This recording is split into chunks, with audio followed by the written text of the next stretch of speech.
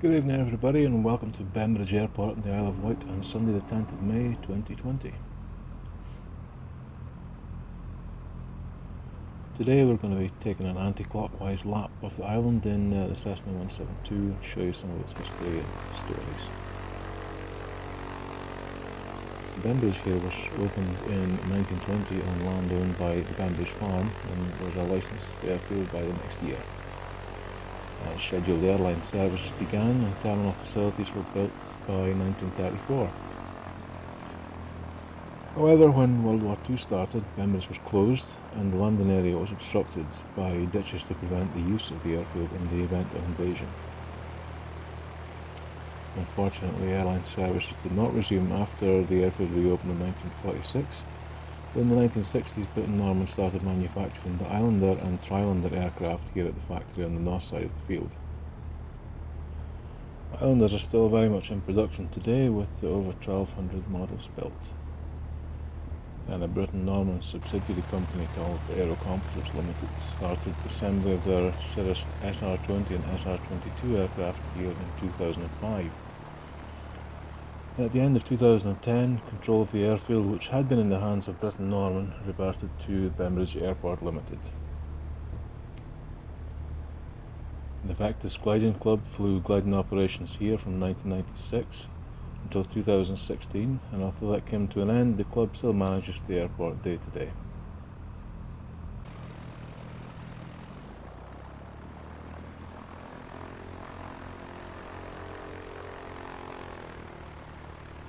And there you can see the Vectis hangar and gliders there in the background.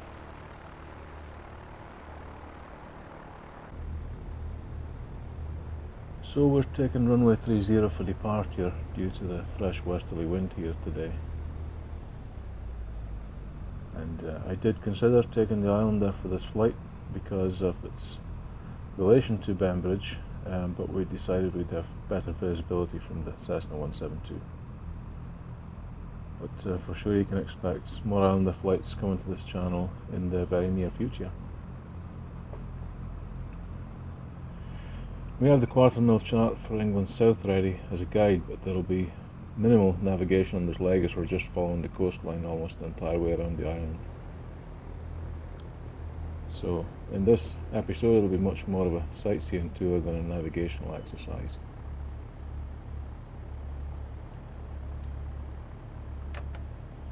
I'll just quickly run through the usual gyro compass controls and magneto checks before departure.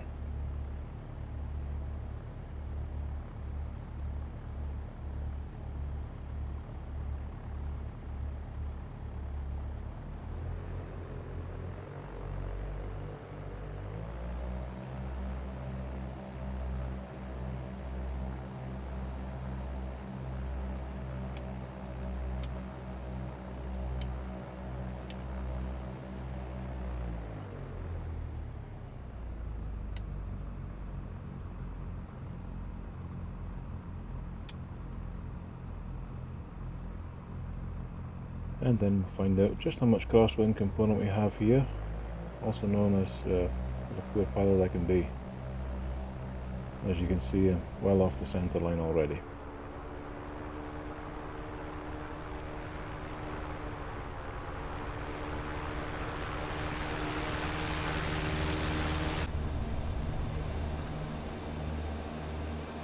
So we'll get up to around 1,000 feet and circle back towards Bembridge before continuing around the coast.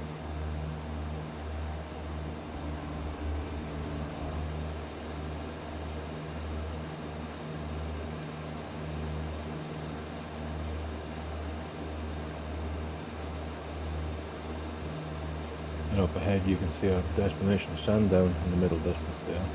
It's taking the long way around. Up ahead is Culver Down, site of the Culver Battery, 1904 naval gun installation. And the Culver Battery actually saw service in both World Wars and was finally decommissioned in 1956.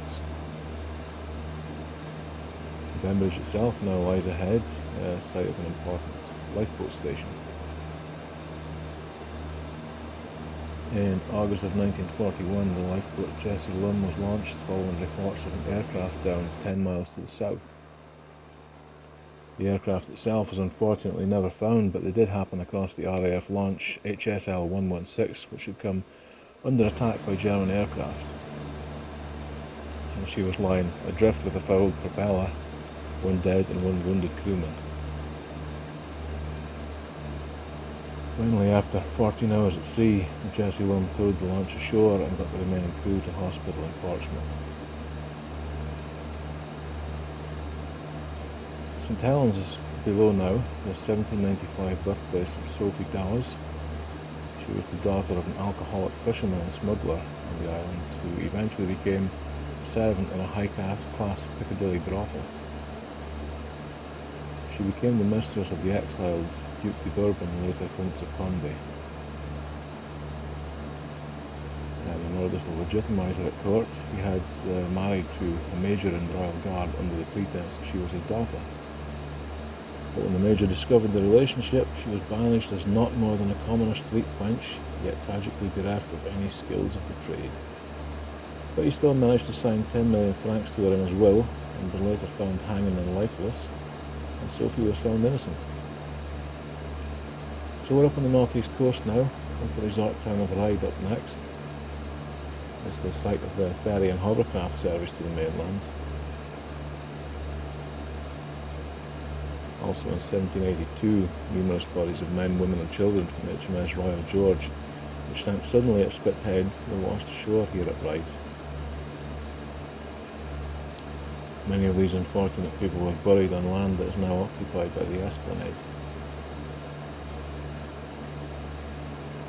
On a lighter note, the title of the 1965 Beatles song Ticket to Ride was inspired by a trip Paul and John took to Ryde here in the 1960s to visit Paul's cousin who worked here at the time.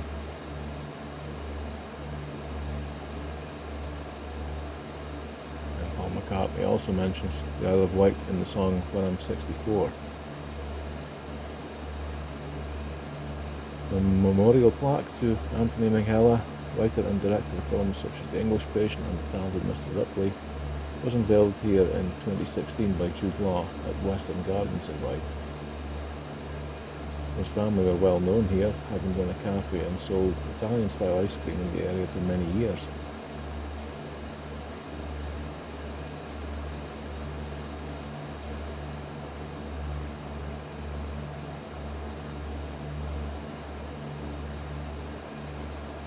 Up ahead now is Fishbourne and the Wootton Creek inlet you can see. The creek bears home to a great many marinas and jetties, as well as Whitelink's ferry terminal service to Portsmouth.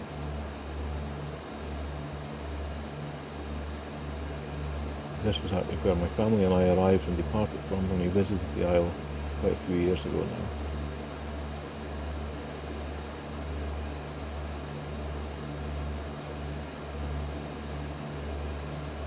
That's the Quar Abbey Monastery duo. So it's not very well modelled in the simulator. It was completed in 1912 on the site of a previous abbey, which dates from 1132.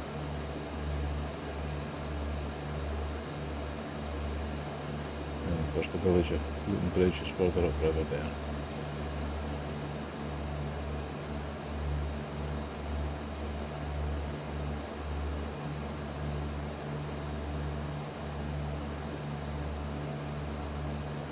The 1969 Isle of Wight Festival took place in this area here, and they had a lineup including Bob Dylan and The Who. Of course, that was all 10 years before my time.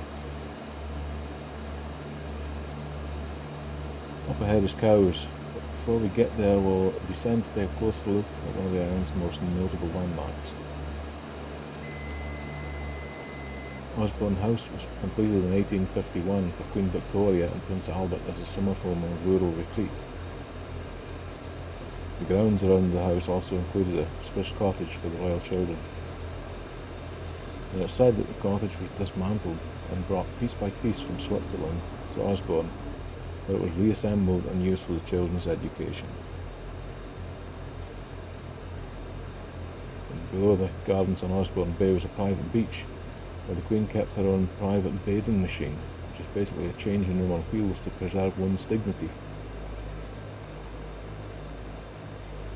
In January 1878, Alexander Graham Bell demonstrated an early version of the telephone to the Queen at Osborne House, placing calls to Cowes, Southampton and London. So this was actually the site of the first publicly witnessed long-distance telephone calls that happened in the UK. And the Queen apparently tried the device and considered the process to be quite extraordinary. After Prince Albert died at Windsor Castle in December of 1861, Queen Victoria continued to visit Osborne House as it was one of her favourite homes. And she actually died here on the 22nd of January 1901. Parts of Osborne House and Swiss Cottage have since been opened to the public from 1954. In 1986, English Heritage assumed management of Osborne House. In 1989, the second floor of the house was also open to the public. Cowes up ahead has long been considered a home for international yacht racing since the foundation of the Royal Yacht Squadron in 1815, which gives its name to the world's oldest regular regatta, Cowes Week. And the Polish Grom-class destroyer, Błyskawica, was undergoing an emergency refit here at their builder Samuel J. White's boatyard in May of 1942. On the night of the 4th, local defences and the 374-foot destroyer came under attack by 160 German bombers. Her crew put up such a determined defence that in 2002 their courage was honoured by a commemoration lasting several days to mark the 60th anniversary of the event.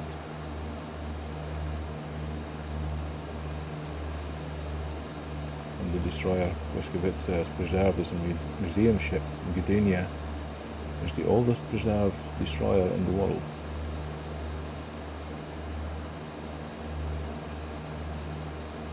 Another notable character is Ellen MacArthur, who lives in Cowes. She was a very successful solo long-distance yachtswoman.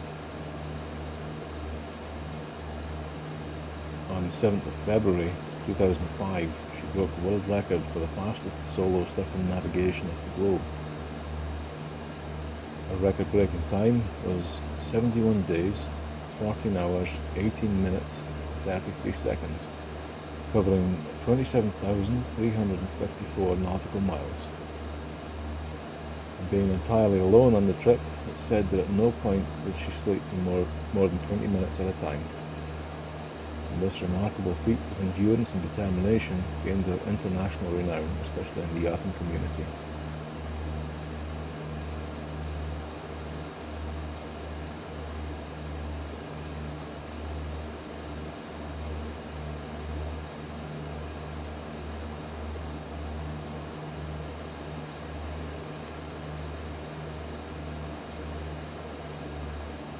So we're past the northernmost point of the island now and are on our way to the western tip and the Needles. Another one of the Isle of Wight's popular landmarks.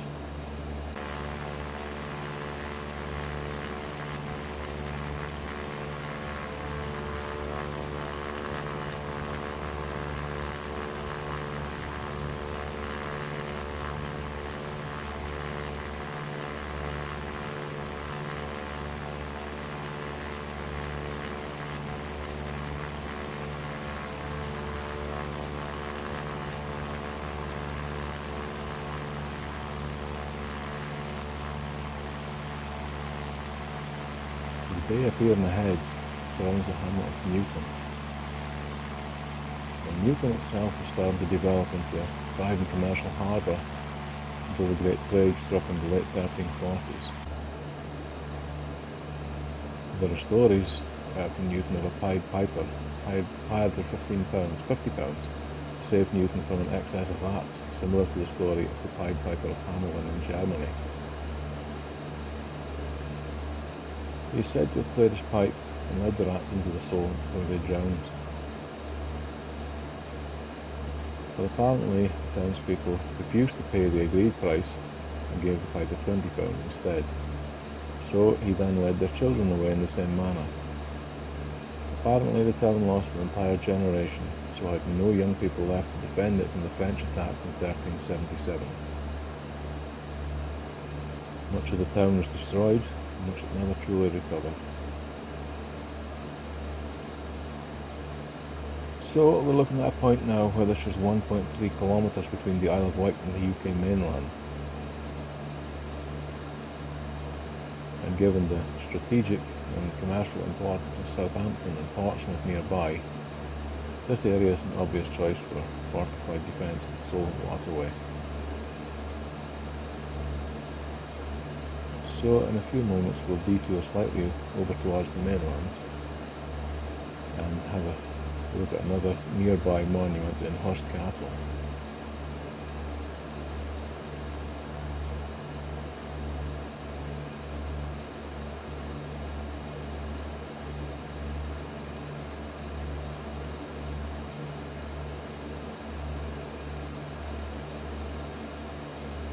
Hurst Castle is an artillery fort established by Henry VIII on the Hurst Spit between 1541 and 1544.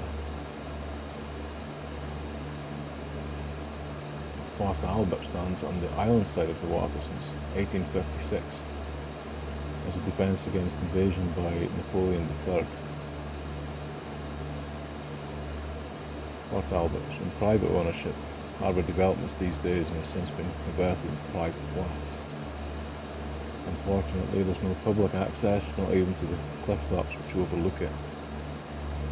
So we'll have a look at Hurst Castle instead. Yarmouth village there lies at the end of the River Yarra Head, the headland surrounding Norton village beyond. And Hurst Castle sits on the spit of land you can see in the middle of the channel ahead. And we should be overhead in just a few minutes. The castle has been there in some form or other for most of 500 years. It formed one of the most powerful forts along the coast. During the English Civil War of the 1640s, the Hurst Castle was used briefly to imprison King Charles I before his execution for treason in 1649. Repairs were made during the Revolutionary and Napoleonic Wars with France, and the castle was modernised to enable it to hold 24-pounder and later 32-pounder guns. You can see Fort Albert there on the left, Hurst Castle on the right. More work between 1861 and 1874 created 61 gun positions and 2 long batteries alongside the older castle. And these were able to hold very heavy weapons, including massive 12.5-inch, 38-ton rifled muzzle-loading guns. But eventually these two became outdated and lighter, quicker-firing guns were installed at the castle to replace them. This castle formed part of the network of defences around the entrance to the Solent during the First World War, and were rearmed again during World War II, including anti-aircraft batteries. A unit of the Isle of Wight Rifles was stationed there, controlled from fire control needles.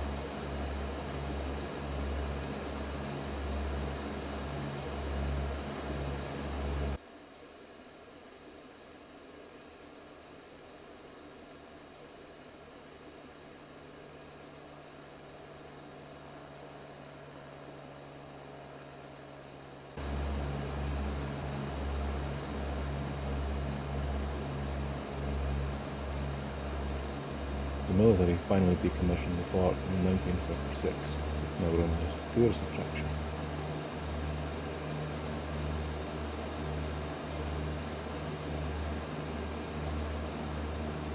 Fort Albert's over there on the point, and what used to be the Cliff End Battery stood above it.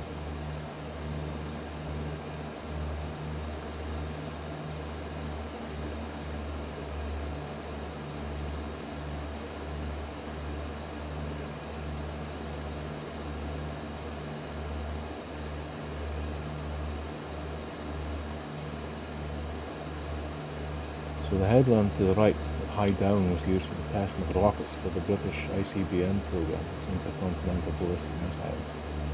Black Knight and Black Arrow rocket engine tests were happening here from 1956 to 1971, with the rockets themselves being built nearby in East Cowes. Two of the Black Knight rockets still exist in museums in Edinburgh and Liverpool.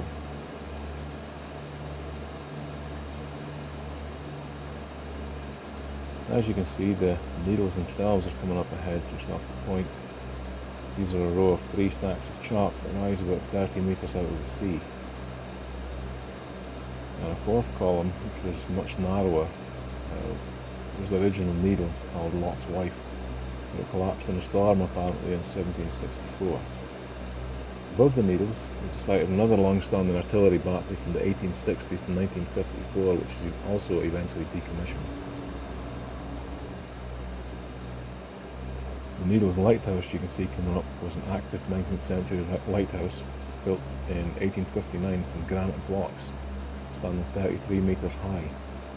The tunnels were also excavated within the rock behind the tower to provide rooms for storage.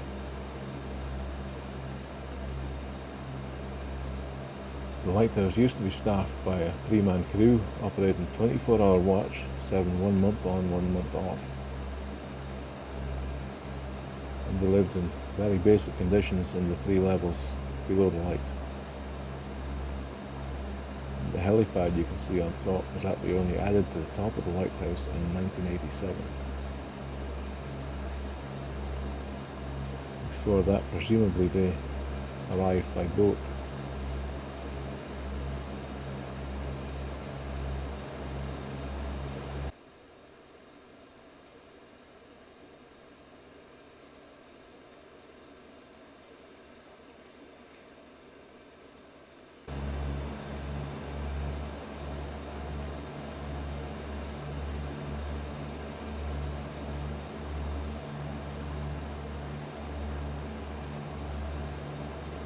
So from here we're on our way back across the south coast of the island now.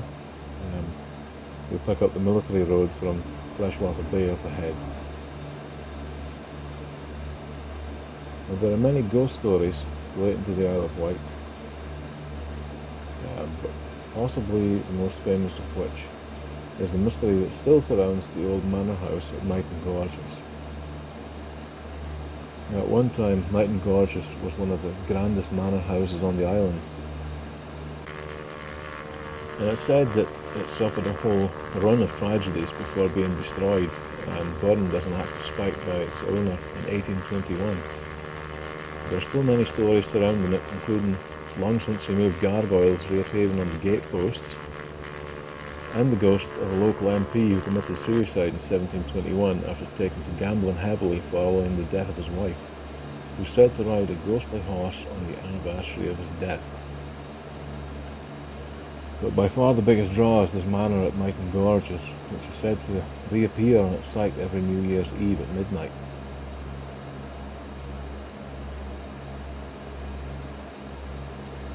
Freshwater Bay lies left of the nose there and the start of the military road across the coast, which will take us down to the southern tip of the island. The military road, you can see, forms part of the A3055 regional coast road.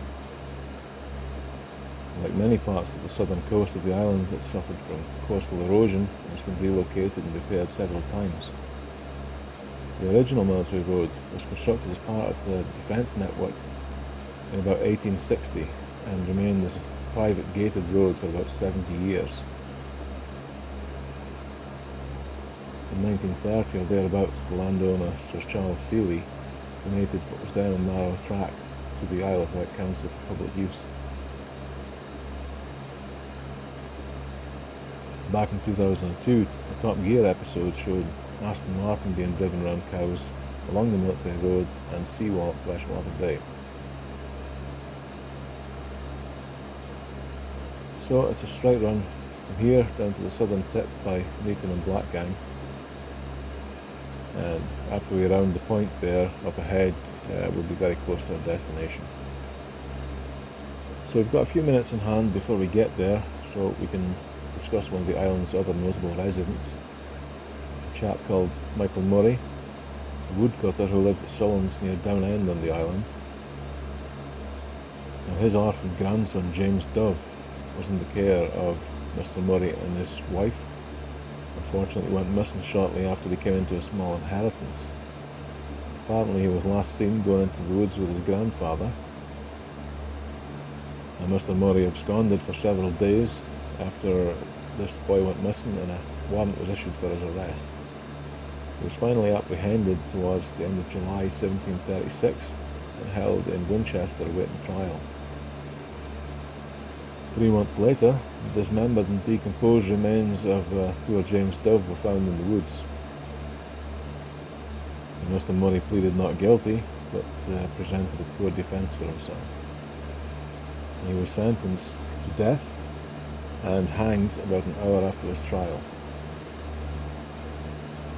His body was then taken to the scene of his crime and hung in chains from a gibbet erected in his home parish, Arraton. It's said that in order to destroy evidence of Dove's murder, he'd burnt the cottage. So the road is now known as Burnt House Lane, and the woods is Burnt House Woods. Now, the gibbet was positioned on a Bronze Age barrow, since known as Michael Murray's Hump, near crossroads on Gallows Hill at the end of Burnt House Lane.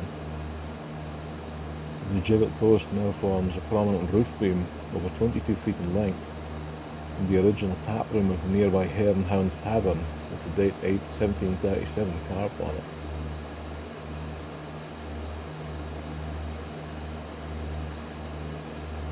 On the other side of Newport from that episode stands the Parkhurst Prison. Two murderers and a blackmailer made their way out of the prison on the 3rd of January 1995 to enjoy 4 days of freedom before being recaptured. One of those were apparently an amateur pilot. And during these 4 days, they were living rough in a shed in a garden in Ryde, having failed to steal a plane from the local air club. Unfortunately, I haven't been able to find out if the attempt was made at Bembridge or Sandown or even elsewhere. Parkhurst Prison, of course, enjoyed notoriety at the time as one of the toughest jails in the British Isles, holding many notable criminals, including the Richardson brothers, the Yorkshire Ripper, Peter Sutcliffe, the Moors murderer Ian Brady, and the Cray twins were all incarcerated there at one time. And in 2008, Parkhurst and Albany prisons on the island merged into HMP Isle of Wight.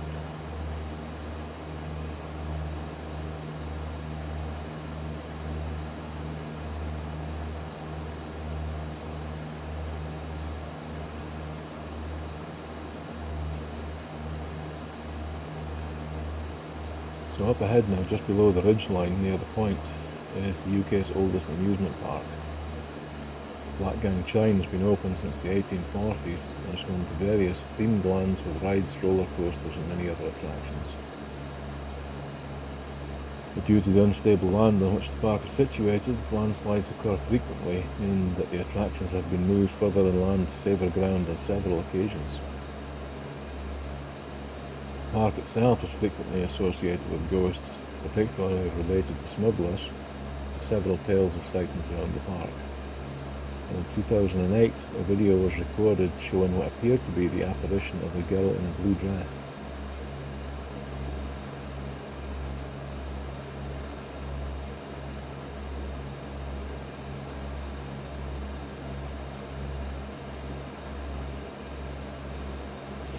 St. Catherine's Lighthouse just ahead on the point there was the scene of tragedy when all 3 keepers on duty were killed by a bomb in an enemy air raid during World War II. There's a memorial plaque for the 3 men inside the lighthouse, and they were buried in a nearby graveyard. And since then, it's believed a ghost still walks the tower of what's now a fully automated lighthouse.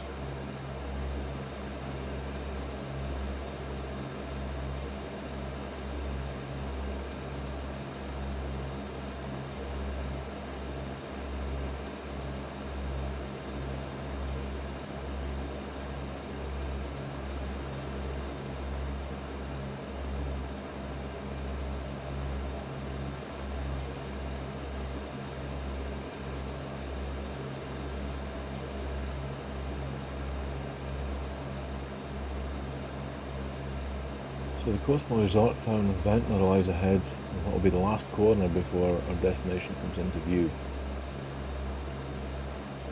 Ventnor became extremely fashionable as both health and holiday resort in the late 19th century, described as the English Mediterranean and Mayfair by the Sea.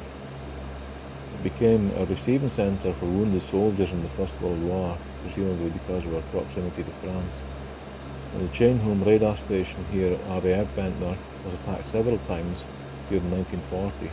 The town itself was also bombed, and again in 1942. Chainholme was an early radar warning system spanning the length of the UK, allowing the early notice of enemy aircraft approaching. By the end of the war, 120 buildings in Ventnor had been destroyed, nearly 1,500 damaged, with 16 fatalities. By then the holiday trade had disappeared and was very slow to return during the post-war austerity. So after we round the next turn here, we'll be on to Shanklin and our destination Sandown. Now there's a great video on YouTube here detailing the exploration of an underground bunker complex from World War II relating to RAF Ventnor. And if I can find it again, I'll drop a link in the description below if you'd like to have a look at that. Getting back to the Chainholme network, it stretched from the south of England to Unston, Shetland at the far north of the UK. The remains of many of these facilities can still be seen and, in some cases, carefully explored. The entire system and its massive effect on the men in the war were almost scuppered by the presence in the committee of Winston Churchill's friend Frederick Lindemann, who besides his disinterest in developing the technology, was also alarmed at his crude working conditions and the quality of the lunches provided to him. Luckily, despite his disinterest, Chainholme became a very successful forerunner to modern radar.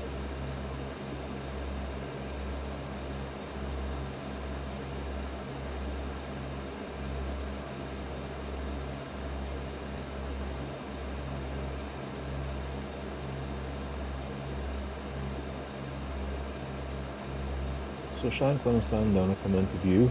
That means we're almost at our destination.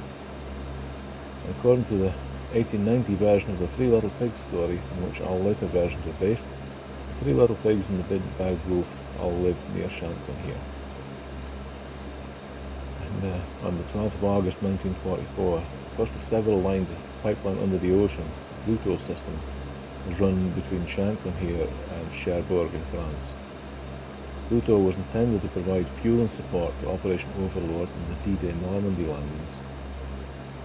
According to the official history, Pluto originally stood for pipeline underwater transportation of oil. In the end, the Battle of Normandy was won without a drop of fuel being delivered via these pipelines. And by VE Day, victory in Europe, only 8% of the fuel delivered to the Allied forces in Northwest Europe was via the Pluto system. There was a heritage museum here at Shanklin Shine, and one of the Pluto terminals containing memorabilia, books and photographs. And one of the wartime pumps itself has now been restored to the original position in the fort at Sandown, which is now part of the Isle of Wight Zoo. So we've got the airfield in sight now. What we'll do is we'll extend this leg out to the northeast and then turn on to final approach. Now Shanklin Bay here was the site of one of the UK's worst peacetime naval disasters when, on the 24th of March 1878, the Royal Navy training ship HMS Eurydice capsized and sank with the loss of 317 lives.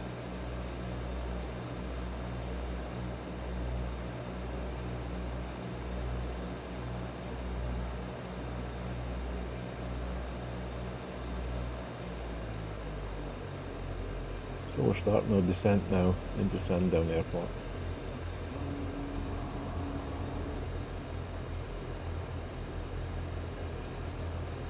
Let's see if I can make a better job of landing than I did taking off.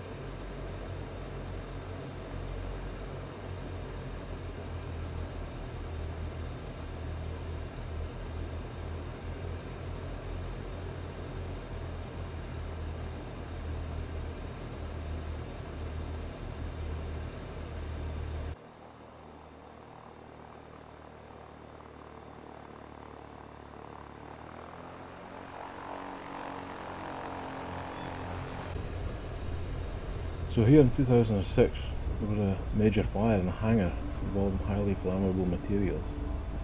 And just 1 year later, during the early hours of New Year's Eve 2007, another fire started in the kitchen of the Aviator restaurant. This unfortunately destroyed most of the restaurant and the newly built clubhouse. The airport itself was sold to a London property developer who intended to build a holiday camp on the site. Well, luckily the plans were denied, and in 2013 it was purchased by some aviation enthusiasts.